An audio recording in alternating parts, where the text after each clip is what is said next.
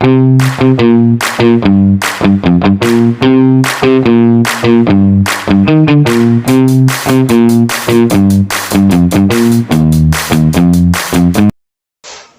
araw sa inyong lahat. Ako nga pala si Binibining Jara, ang mag-uulat sa paksa ang Pilipino bilang curriculum ng Batayang Edukasyon. Gamit ng wikang Pilipino batay sa kasalukuyang curriculum. Unang bilang, nalalapat sa pagtuturo ng wikang Pilipino ayon sa pangangailangan ng curriculum. Ibig sabihin dito, ang pagtuturo ng Pilipino ay nakaayon sa mga layunin at pamantayan ng kasalukuyang curriculum.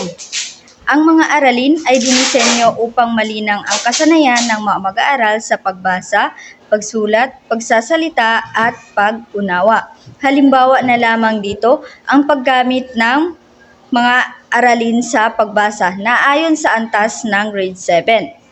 Tulad ng pagtatalakay ng ibong Adarna upang malinang ang pag-unawa at pagsusuri.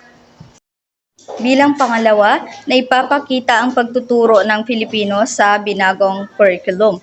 Ibig sabihin, ipinapakita nito na inaangkop ang paraan ng pagtuturo ng Pilipino sa mga pagbabago sa edukasyon, tulad ng mas learner-centered, integration ng values, at mas aktibong partisipasyon ng mga mag-aaral. Halimbawa na lamang dito ang paggamit ng pangkatang gawain, role-play at performance task sa halip na puro pagsusulit lamang. Nalalapat ang kaalaman sa kasaysayan ng wika, mga batas, probisyong pangwika at mga panuntunan sa edukasyong bilingwal. Ito ay tumutukoy sa kakayahang gamitin ng wasto ang mga impormasyon. Una, mga yugto ng pagbuo, pag-unlad at kahalagahan ng wikang Pilipino at iba pang wika sa bansa. Ikalawa, mga batas, kautusan at institusyon na namamahala sa mga usapin ng wika tulad ng Republic Act 7104 Komisyon sa Wikang Pilipino, Executive Order 335, pagpapalaganap ng Pilipino sa gobyerno at batas pambansa bilang 232, probisyon sa wika sa edukasyon. Ang ikatlo ay mga alituntunin ng edukasyong bilingwal na nagtatakda ng Pilipino bilang wikang pagtuturo para sa mga asignaturang sosyal at kultura, at Ingles para sa agham, matematika at teknolohiya upang maisagawa ang mga gawain sa paaralan o larangan ng edukasyon. Halimbawa, isang guro na mataas na paaralan ang naglalahad ng aralin tungkol sa wika bilang kasangkapan sa pagkakaisa. Sa aralin, siya ay naglalarawan ng kasaysayan ng wikang Pilipino mula sa mga katutubong wika pagdating ng Kastila at Ingles hanggang sa pagpili ng Tagalog bilang batayan ng wikang pambansa noong 1937. Pagkatapos ipinaliwanag niya ang papel ng komisyon sa wikang Pilipino ayon sa Republic Act 7104 na nangangalaga sa paglinang at pagpapanayam ng wika.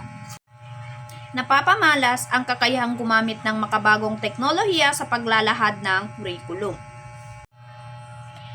Ito ay tumutukoy sa kakayahang gamitin ang mga modernong kagamitang plataporma at paraang teknolohikal para palawakin, pagandahin at gawing mas epektibo ang paglalahad at pagkatuto ng mga aralin sa kurikulum.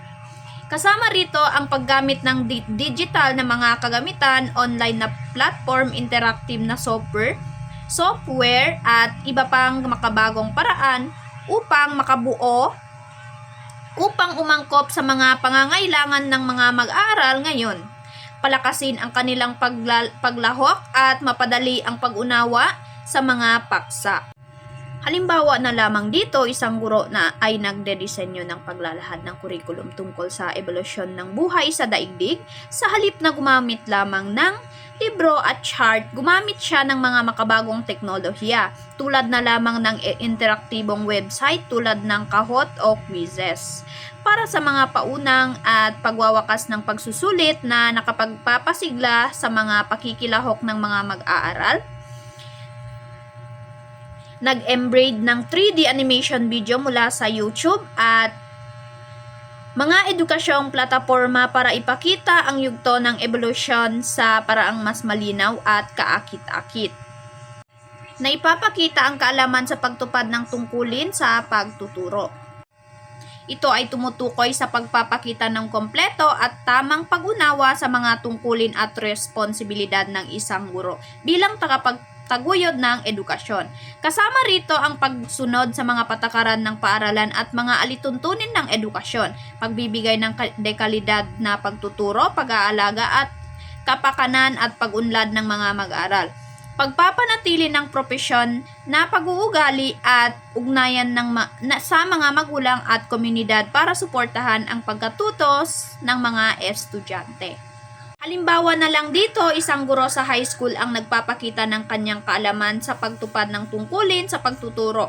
Bumanggit siya ng mga pamantayan ng kurikulum ng Department of Education o DepEd para sa kanyang baitang. Naghahanda ng detalyadong lesson plan bago ang bawat aralin at gumamit ng iba't ibang estratehiya para matugunan ang magkakaibang antas ng kakayahan ng mga mag-aaral. It's the sun.